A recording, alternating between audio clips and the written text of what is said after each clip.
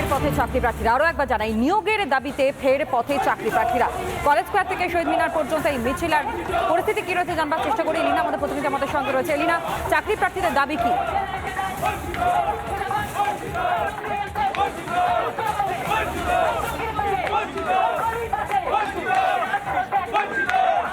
একেবারেই তনয়া, দেখো দীর্ঘদিন ধরে তারা বঞ্চিত, দিনের পর দিন তারা বঞ্চনার শিকার হয়েছেন এবং এখনো পর্যন্ত কয়েকটা বছর কেটে গিয়েছে, কারো 7 বছর, কারো 8 বছর, কারো 10 বছর কেটে যাওয়া সত্ত্বেও এখনো পর্যন্ত নিয়োগ হয়নি। আর আজ নিয়োগের দাবিতে আজকে 7টিরও বেশি অধিক মঞ্চ তারা একসঙ্গে পায়ে পা মিলিয়ে মিছিল করছে নিয়োগের দাবিতে।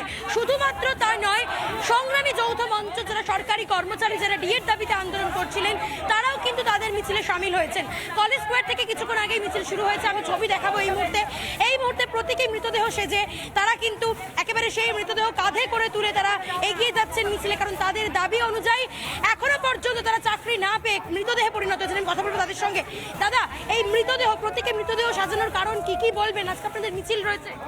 আজকে দেখুন, আমরা জীবিত থেকেও মরে গেছি। বিশ্বাস করুন, আমরা 600তম দিন শান্তিপূর্ণভাবে কলকাতায় ধর্ণা কর্মসূচি করছি।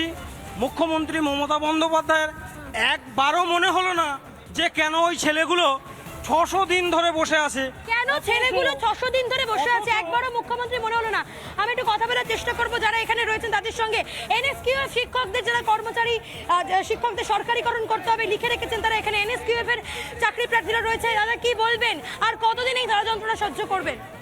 আপনারা দেখতে পেয়েছেন যে আজকে রাজ্যে, এই বাংলায় এই বঞ্চিতদের যে গর্জন দেখতে পেয়েছেন, এরপরে দেখতে পাবেন যে বঞ্চিতদের বিসর্জন।